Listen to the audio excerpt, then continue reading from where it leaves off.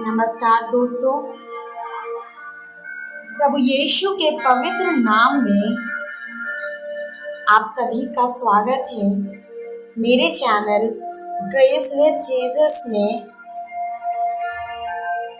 और आज का मेरा विषय बहुत ही ज़्यादा गहन विषय है कि यीशु ने मरियम से कहा, मुझे मत छुओ। आखिर ऐसा यीशु ने क्यों कहा? क्या आप इसके विषय में जानते हैं? बाइबल में इसका गहरा रहस्य है। क्या आपने कभी बाइबल पढ़ते समय इस वचन पर ध्यान दिया है? अगर नहीं तो आइए जानते हैं बाइबल से इस वचन के बारे में। इसका अध्ययन करेंगे हम, लेकिन मेरी वीडियो में आप अंत तक बने रहिएगा। यूहन्ना 20:17 हमें बताता है कि यीशु ने उससे कहा, मुझे मत छू, क्योंकि मैं अब तक अपने पिता के पास ऊपर नहीं गया हूं।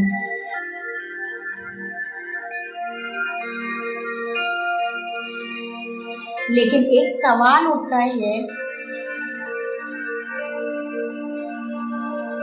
क्या यीशु किसी को अपने पास आने से मना कर रहे थे? या क्या प्रभु यीशु मसीह ऐसा कर सकते थे? और अगर ऐसा था तो बाद में उन्होंने थोमा से क्यों कहा कि अपने हाथ और उंगली लगाकर देखो? क्या इसमें कोई विरोधाभास है? या फिर इसके पीछे कोई बहुत गहरा आत्मिक संदेश छिपा है? आज हम इसी रहस्य को बाइबल के आधार पर समझेंगे। इसलिए वीडियो को अंत तक जरूर देखें।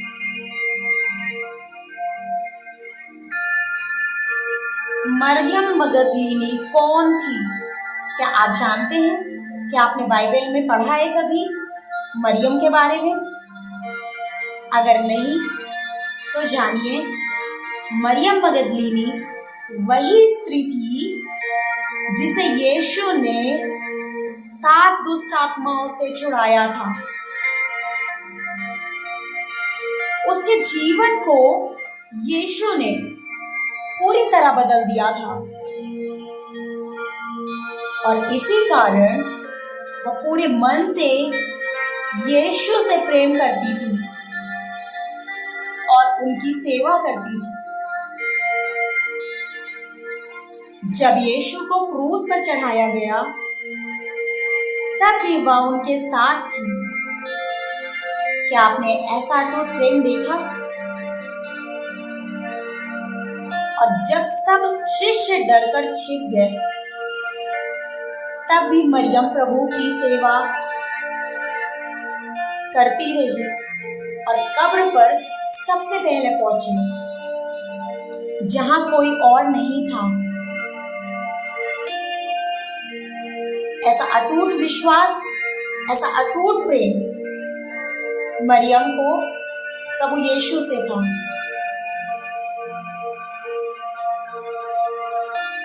और कब्र में क्या हुआ या कब्र पर क्या हुआ, इसके बारे में जानते हैं कि सुबह सुबह मरियम जब कब्र पर पहुंची, उसने देखा कि पत्थर हट चुका है और कब्र खाली है। वो रोने लगी। उसे लगा कि किसी ने प्रभु के शरीर को चुरा लिया है और तभी उसने अचानक पीछे मुड़कर देखा तो वहां प्रभु यीशु खड़े थे, लेकिन वह उन्हें पहचान नहीं पाई। उसे लगा कि वह वहां का माली है। और जब यीशु ने सिर्फ एक शब्द कहा कि मरियम, तभी उसकी आंखें खुल गई। वह पहचान गई कि वह उसके जीवित प्रभु हैं।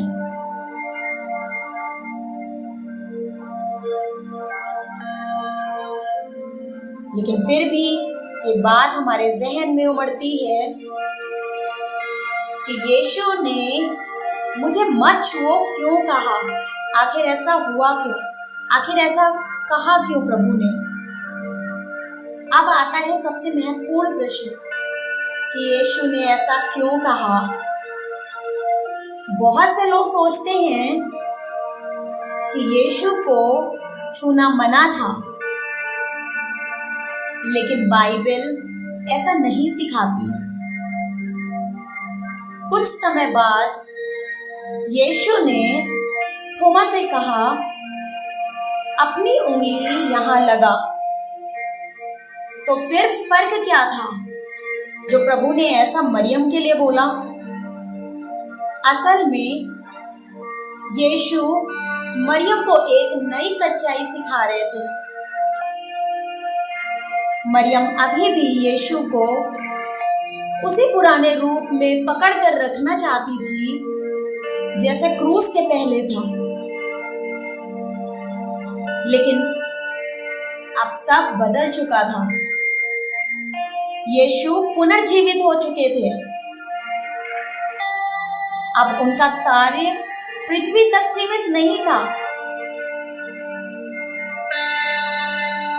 उन्हें पिता के पास जाना था और फिर पवित्र आत्मा को भेजना था।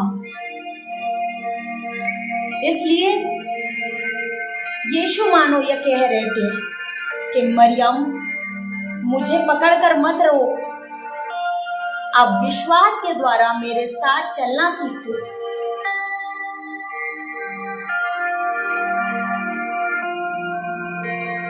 आज हमारे लिए क्या संदेश है?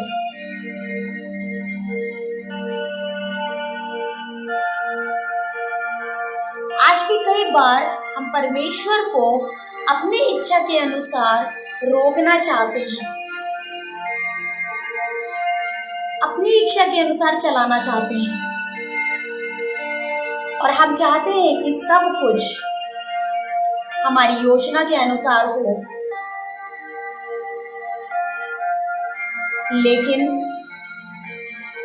परमेश्वर की योजना हमेशा हमारी सोच से बड़ी होती है। कभी कभी हमें भी पुराने डर, पुराने रिश्ते, पुरानी असफलताओं और पुराने दर्द को छोड़ना पड़ता है ताकि परमेश्वर हमें नई शुरुआत दे सके। मरियम को भी उसी दिन समझ में आया कि अब उसका संबंध केवल शारीरिक उपस्थिति से नहीं बल्कि विश्वास से होगा। आप भी अपने जीवन में लागू करें कि अगर आज आप किसी पुराने दर्द से या पुराने दर्द को पकड़ कर बैठे हैं, अगर आप अतीत से बाहर नहीं निकल पा रहे हैं, और अगर आप चाहते हैं कि सब कुछ पहले जैसा हो जाए, तो याद रखिए, परमेश्वर हमेशा आगे ले जाते हैं, पीछे नहीं। उनकी नई योजना आपके पुराने दर्द से कहीं बड़ी है। आइए अब अंत में हम प्रार्थना करते हैं। अपने सरों को झुकाइए, घुटनों पर आइए और मेरे साथ प्रार्थना करिए और आप भी दोहराइए। हे स्वर्गीय पिता, धन्यवाद कि आपने अपने पुत्र यीशु मसीह के द्वारा हमें नया जीवन दिया। प्रभु, जहां हम अतीत को पकड़े हुए हैं, हमें छोड़ना सिखाइए। हमें आपकी नई योजना पे भरोसा करना सिखाइए। हमारा विश्वास मजबूत कीजिए ताकि हम परिस्थितियों से नहीं बल्कि आपके वचन से चल सके। यीशु मसीह के नाम में प्रार्थना करते हैं, आमीन। प्यारे मसीह भाई बहनों, यदि प्रभु ने आपके हृदय को छुआ है और इस वचन के द्वारा या इस कहानी के द्वारा आपको आशीष मिली हो, तो कृपया करके मेरे चैनल ग्रेस विद जीसस को सब्सक्राइब जरूर करिएगा, वीडियो को लाइक करिएगा, ज़्यादा से ज़्यादा लोगों के साथ शेयर करिएगा और कमेंट बॉक्स में जाकर अपनी प्रार्थना निवेदन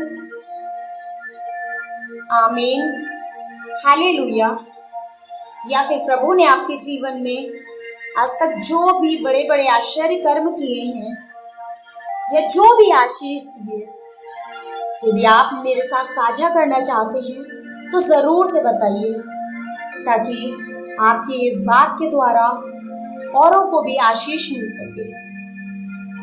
प्रभु यीशु आपको आशीष दे, बरकत दे। कृपया करके इस पूरी वीडियो को शुरू से लेकर आखिर तक जरूर देखिएगा। जय मसीह की।